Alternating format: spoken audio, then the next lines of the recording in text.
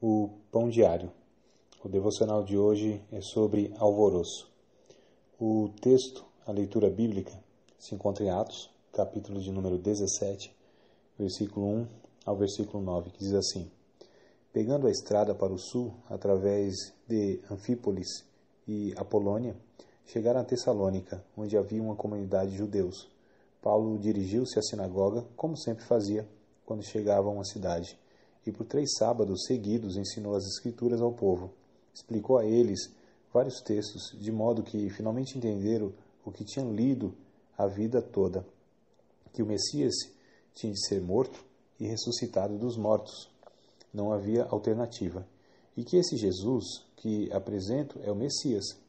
Alguns se convenceram e se uniram a Paulo e Silas. Entre eles, muitos gregos que criam no Deus único e um número considerável de mulheres da aristocracia. Mas os judeus, de linha dura, ficaram furiosos com as conversões. Loucos de inveja, reuniram um grupo de arruaceiros e uma turba terrível. Aterrorizando a cidade, avançaram contra Paulo e Silas. Eles invadiram a casa de Jason, pensando que Paulo e Silas estavam hospedados ali. Como não os encontraram, agarraram Jason e seus amigos e os arrastaram à presença das autoridades da cidade, gritando como loucos: Esta gente quase destruiu o mundo e agora está aqui, na porta da nossa casa, atacando tudo que damos valor. E Jason os está escondendo. Estes vira-casacas e traidores dizem que Jesus é o rei e que César não é nada. As autoridades da cidade e a multidão ficaram alarmadas com o que ouviram. Assim puseram uma fiança pesada sobre Jason e depois o libertaram, enquanto investigavam as acusações. Estamos tão saturados de imagens e informações que hoje é mais difícil chamar a atenção das pessoas.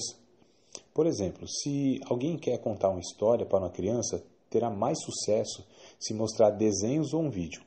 As novas gerações estão tão acostumadas com a televisão e o computador que para muitos apenas ouvir não é atrativo.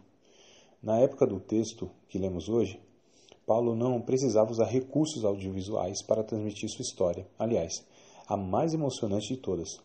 Como então conseguia, em conjunto com outros cristãos, causar alvoroço por todo o mundo? É que a mensagem por eles pregada não era como qualquer outra.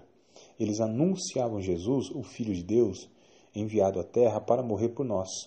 Mas o herói não desapareceu morto. Ele ressuscitou e por meio dele as pessoas podem ter acesso a Deus e a vida eterna com ele. Apesar de não usar ilustrações em sua mensagem, os cristãos demonstravam com suas próprias vidas a transformação efetuada pelo Espírito Santo. Quando Cristo é pregado, ninguém consegue ficar indiferente. Alguns, porém, reagem contra a mensagem, que é o versículo 13, o versículo destacado. Quando os judeus de Tessalônica ficaram sabendo que Paulo estava pregando a palavra de Deus em Bereia, dirigiram-se também para lá, agitando e alvoroçando as multidões. Ainda hoje, esses 2 tipos de alvoroço podem ser causados por nós, a favor ou contra a mensagem cristã.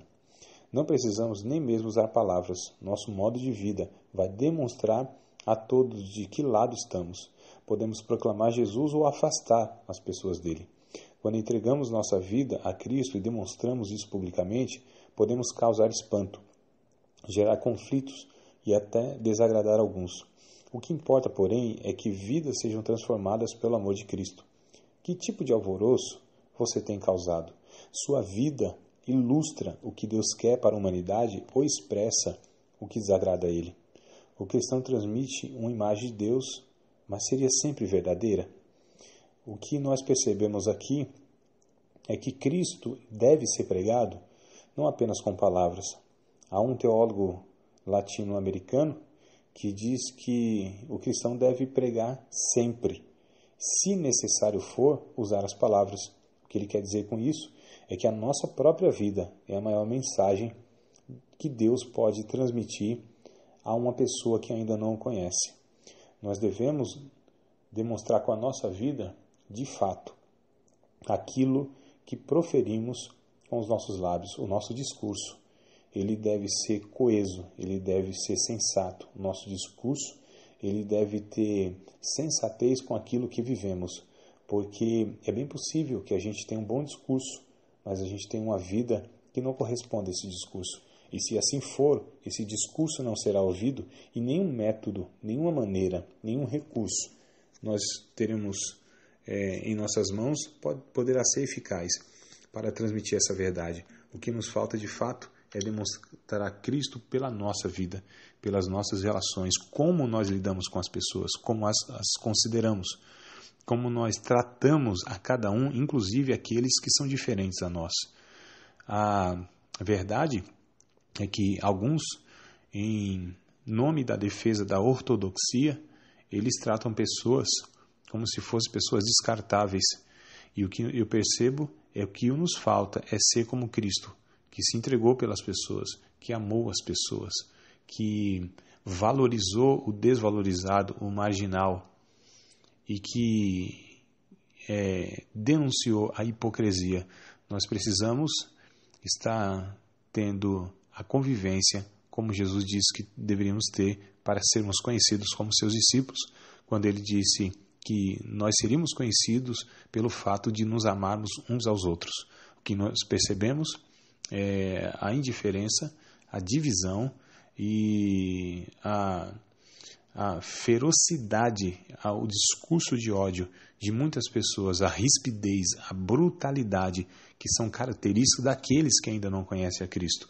Mesmo que você defenda a doutrina, mesmo que você defenda supostamente a verdade, mas se a sua vida não tiver de fato coerência com a mensagem do Evangelho, isso nada adiantará. Eu posso falar a língua dos anjos, dos homens, posso ter toda a ciência, posso ter fé a ponto de transportar os montes, mas se não tiver amor, tudo isso soa como um sino que retine, como algo vazio, algo sem vida. E o que precisamos de fato é vivermos amando uns aos outros e se entregando uns pelos outros, renunciando inclusive os nossos supostos direitos para que possamos estar vivendo para o outro e para o louvor do teu nome, o Cristo Jesus.